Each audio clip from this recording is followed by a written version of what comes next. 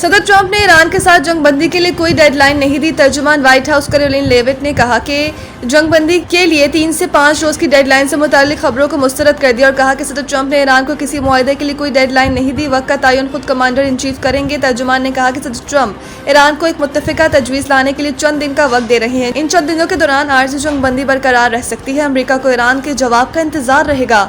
सदर ट्रंप जंगबंदी की तौसी पर मुत्तफिका रद्द-ए-अमल चाहते हैं। उन्होंने कहा कि सदर ट्रंप अपना हुर्मस में नाकाबंदी से मुतमईन है। ईरान पर जो मुआशी लिवरेज मुसल्लत किया गया है, इसकी वजह से ईरान मुज़ाकरात की तरफ वापस आ रहा है। अमरीकी सदर को अपने नकात के जवाब में ईरान की जानिब से एक मुत्तफिका जवाब चाहिए। व्हाइट हाउस के तर्जुमान ने मजीद कहा कि अमरीकी सदर ही मुआशी टाइमलाइन डिक्टेट करेंगे। ईरान को लाजमी अफजोदा यूरेनियम हवाले करना होगा। तर्जुमान ने मजीद दावा किया कि ईरान जो कुछ अमरीका से निजी तौर पर कहता है वो इसके अवामी बयानात से मुख्तलिफ होता है।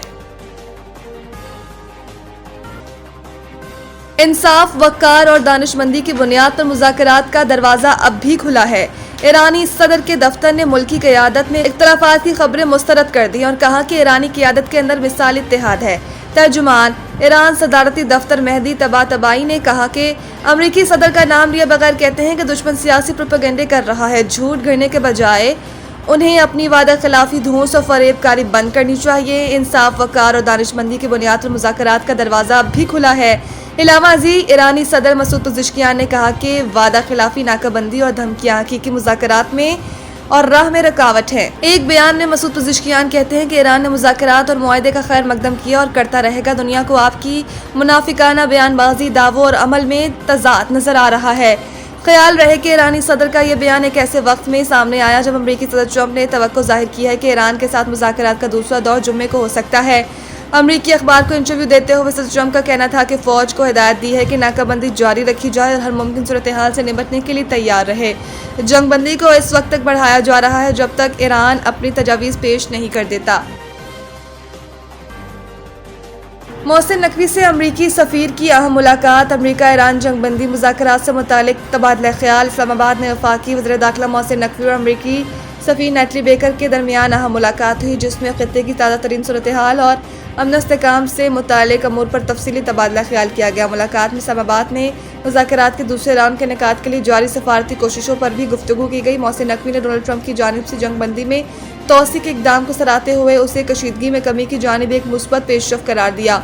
उन्होंने इस बात पर जोर दिया कि तनाज़े के देरपा हल के लिए सफारती चैनल्स का तसलसल नहायत ज़रूरी है और उम्मीद जाहिर की है कि तमाम फरीकैन पुरअमन हल को तरजीह देंगे। उन्होंने ये भी कहा कि शहबाज शरीफ और आसिम मुनीर इस मसले के हल के लिए हर सतह पर भरपूर कोशिशें कर रहे हैं, जबकि ईरान की जानिब से भी मुस्बत पेशरफ की तवक्को है।